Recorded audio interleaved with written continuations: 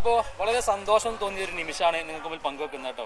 അതായത് നമ്മുടെ കൂടെ ഒരു ചേച്ചിയുടെ പേര് ലീലാവതി. ഓക്കെ, എത്ര പേര്? റംല. ഓക്കെ, അപ്പോൾ ഇവിടെ വന്ന സമയത്താണ്, തങ്ങളെ കാണാൻ വന്ന സമയത്താണ് ചേച്ചിയുടെ ഒരു വലിയൊരു സംഭാവന. അതായത് എല്ലാ മാസവും ചേച്ചിയുടെ തുച്ഛമായ ശമ്പളത്തിൽ നിന്നൊരു 3000 രൂപ എത്തിയും കുട്ടികൾക്കും വേണ്ടി മാറ്റിവെച്ച ചേച്ചിയുടെ മനസ്സ് അത് കാണാതെ പോകാൻ പറ്റില്ല. അപ്പോൾ ചേച്ചി എന്താണ് ഇപ്പോൾ ഇങ്ങനെ ഒരു സംഭാവന ഇവിടെ കൊടുക്കാനുള്ള കാരണം?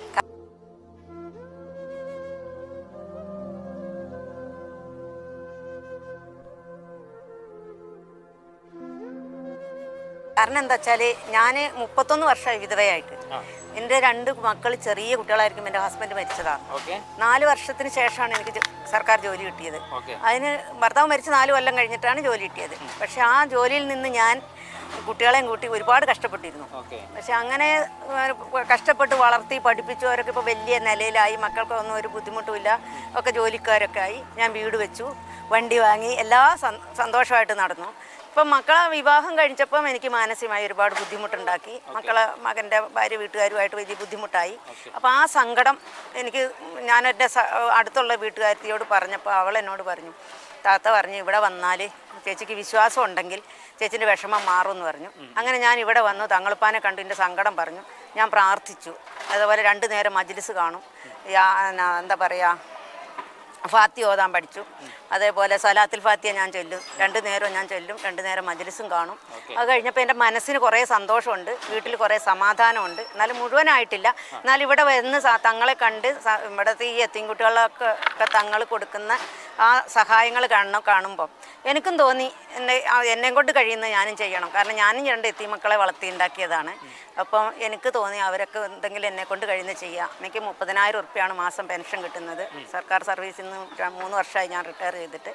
അപ്പോൾ എനിക്ക് 30,000 കിട്ടുമ്പോൾ അതിലിരുന്നൊരു 3000 രൂപ എല്ലാ മാസവും ഞാനിവിടെ തങ്ങളെടുത്ത് ഏൽപ്പിക്കാമെന്ന് ഞാൻ എൻ്റെ സ്വമനസാലെ സന്തോഷത്തോടെ ഞാൻ എൻ്റെ സന്തോഷം കൊണ്ട് എത്തിയമായ കുട്ടികൾക്ക് കൊടുക്കാമെന്ന് അവരുടെ സത്യമാണ്. ഇതൊരു വല്ലാത്തൊരു മത മൈത്രിയും കൂടിയാണ് ചേച്ചി ഇവിടെ തുറന്നു കാട്ടുന്നത്. കാരണം നമുക്കറിയാം ഇന്ന് ചേച്ചിയെ പോലുള്ള ആളുകൾ ഒരുപാട് രംഗത്തേക്ക് വരുന്നുണ്ട്. പക്ഷെ അവർക്ക് ഇങ്ങനെ മുഖം കാണിച്ചിട്ടോ അല്ലെങ്കിൽ ഇങ്ങനെ പുറത്തേക്ക് വന്നിട്ടൊരു കാര്യം ചെയ്യാനായിട്ട് കഴിയുന്നില്ല. അപ്പോൾ പോലീസ് ഓഫീസിൽ എവിടെ ഓഫീസിലാണ് വർക്ക് ചെയ്യുന്നത്. പോലീസ് ഓഫീസ് വർക്ക് ചെയ്യുന്ന ചേച്ചിയുടെ ഈ ധൈര്യം അങ്ങനെ പറയാം. ഈ വർക്ക് ചെയ്തിരുന്നത് ഇപ്പൊ റിട്ടയർ ആയിട്ട് 3 വർഷം ആകാനായി അല്ലേ? അതിൽ നിന്ന് കിട്ടുന്ന ഒരു തുച്ഛമായ പെൻഷൻ, അതിൽ നിന്നുള്ളൊരു സംഭാവന അല്ലേ? ഓക്കെ, നമ്മുടെ ഈ എത്തിയും കുട്ടികളെ സംരക്ഷിക്കുന്ന ഒരുപാട് മേഖല ഉണ്ടല്ലോ നമ്മുടെ ഈ സമൂഹത്തിൽ. അപ്പൊ ഇവിടെ ഈ തങ്ങളടുത്ത് തന്നെ വരാനുള്ള കാരണം എന്തായിരുന്നു ചേച്ചി? അയൽവാസി എന്റെ സങ്കടം കണ്ടപ്പോൾ എൻ്റെ അയൽവാസിയായ ഒരു സ്ത്രീ എന്നോട് പറഞ്ഞു, ഒരു താത്ത, നിനക്ക് വിശ്വാസം ഉണ്ടെങ്കിൽ എൻ്റെ കൂടെ പോരെ, അവിടെ വന്ന് പ്രാർത്ഥിച്ചാൽ സലാത്തുൽ ഫാത്തിഹ കേട്ടാൽ നിനക്ക് എൻ്റെ സങ്കടവും മാറും, നിന്റെ കുടുംബവും രക്ഷപ്പെടും, മക്കളും നന്നാവും എന്ന് പറഞ്ഞു. അങ്ങനെ ഞാൻ ഇവിടെ വന്നത്. അപ്പം അതേപോലെ തന്നെയല്ല, എൻ്റെ വീട്ടിൽ ഏത് മതത്തിലുള്ളവർ എന്ത് പിരിവിന് വന്നാലും ഞാൻ കൊടുക്കും. അത് എനിക്ക് ഇഷ്ടമാണ് അങ്ങനെ കൊടുക്കുന്നത്. കാരണം ഞാനൊക്കെ ഒരുപാട് കഷ്ടപ്പെട്ടിട്ടുണ്ട്. ഇപ്പം എനിക്ക് എൻ്റെ കഷ്ടപ്പാടൊന്നുമില്ല. പെൻഷൻ ഉണ്ട്, ജീവിക്കാനുള്ള മാർഗങ്ങളുണ്ട്. സന്തോഷത്തിൽ പോകുന്നുണ്ട്. മക്കളിങ്ങനെ വിവാഹം കഴിച്ചപ്പോൾ ഉള്ള ഒരു ബുദ്ധിമുട്ട്, ചില പ്രശ്നങ്ങൾ വീട്ടിലുണ്ടാക്കിയതിൻ്റെ ബുദ്ധിമുട്ട് മാത്രമേ ഉള്ളൂ. അല്ലാതെ വേറൊരു വിഷമങ്ങളും എനിക്കില്ല. സാമ്പത്തികമായിട്ട് ഇപ്പോൾ ഒരു ബുദ്ധിമുട്ടില്ല. പക്ഷെ മാനസികമായിട്ട് ചെറിയ ചെറിയ ബുദ്ധിമുട്ടുകളുണ്ട്. എല്ലാവർക്കും ഉണ്ട്. ചേച്ചിയുടെ ആവുകൊണ്ട് ഞങ്ങൾക്ക് സലാത്തുൽ ഫാത്തിഹ ചേച്ചി പഠിച്ചു എന്ന് പറഞ്ഞല്ലോ, അന്ന് കേൾക്കാൻ ആഗ്രഹമുണ്ട്. ഒന്ന് ചൊല്ലിക്കേ. അല്ലാഹുമ്മ സല്ലി അലാ സയ്യിദിനാ മുഹമ്മദിനിൽ ഫാത്തിമി ലിമാ ഉലക വൽ ഖാതിമി ലിമാ സബക നാസിറിൽ ഹഖി വൽ ഹാദി ഇലാ സിറാത്തിക്കൽ മുസ്തഖീം വഅലാ ആലിഹി ഹഖ ഖദ്രിൽ മിഖദാരിൽ അലീം. അടിപൊളിയായിട്ടുണ്ടല്ലോ. ഇതൊക്കെ നമ്മളെ അഡ്മിൻസും കൂടി നല്ലൊരു പങ്കുണ്ടല്ലോ ഇതില്, നിങ്ങളെ പഠിപ്പിക്കുന്നില്ലേ? എനിക്ക് എഴുതി തന്നു, മലയാളത്തിൽ എഴുതി തന്നു. മലയാളത്തിൽ എഴുതി വിട്ടുകൊടുത്തു.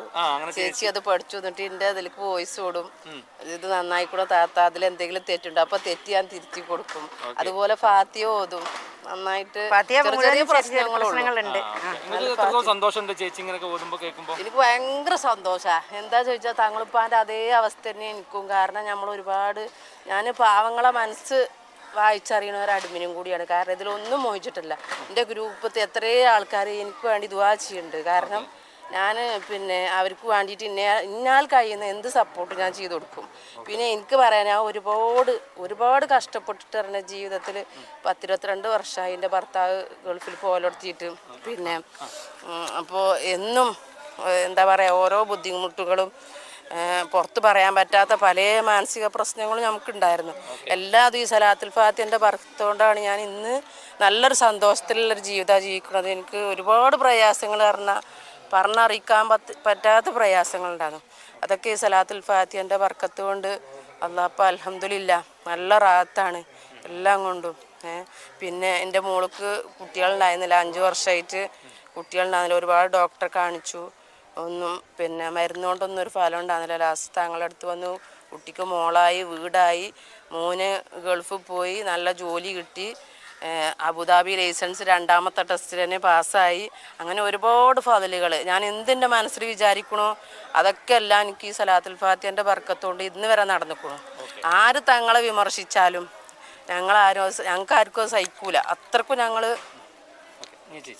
ഇതിനോട് കടപ്പാടാ. ചേച്ചിക്ക് മനസ്സിൽ വല്ല ബുദ്ധിമുട്ടുണ്ടായിരുന്നു? ഇവിടെ ഒരുപാട് വിവാദങ്ങൾ കേട്ടല്ലോ, തങ്ങൾ അങ്ങനെ ചെയ്തു, തങ്ങൾ ഇങ്ങനെ ചെയ്തു. അതിനെ കൊണ്ട് ചേച്ചി അങ്ങനെ ഞാൻ ഇവിടെ വന്നപ്പോൾ ഞാൻ നടാടെ ഇവിടെ വരുന്ന ദിവസം തങ്ങളുടെ അടുത്ത് സംസാരിക്കാൻ കൂടി എനിക്ക് സമയം കിട്ടിയില്ല.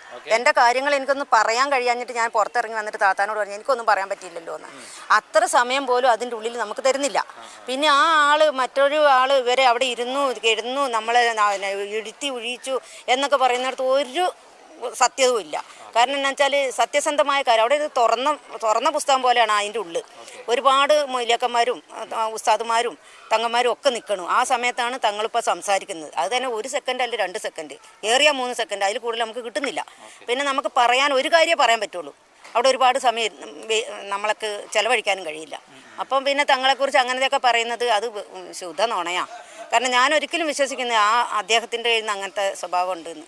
എനിക്ക് പൂർണ്ണ വിശ്വാസമാണ്, വളരെ ബഹുമാനമാണ്, അതിൽ നിന്ന് എനിക്ക് സന്തോഷമാണ്. ഓക്കെ, ഏതായാലും ചേച്ചിയെ കണ്ടതിലും പരിചയപ്പെട്ടതിലും ഒരുപാട് സന്തോഷം അറിയിക്കുന്നു. ഒരുപാട് കാലം ചേച്ചിക്ക് ജീവിക്കാനുള്ള ഒരു ആരോഗ്യം ദൈവം തരട്ടെ എന്ന് കൂടെ പ്രാർത്ഥിക്കുന്നു. ആമീൻ.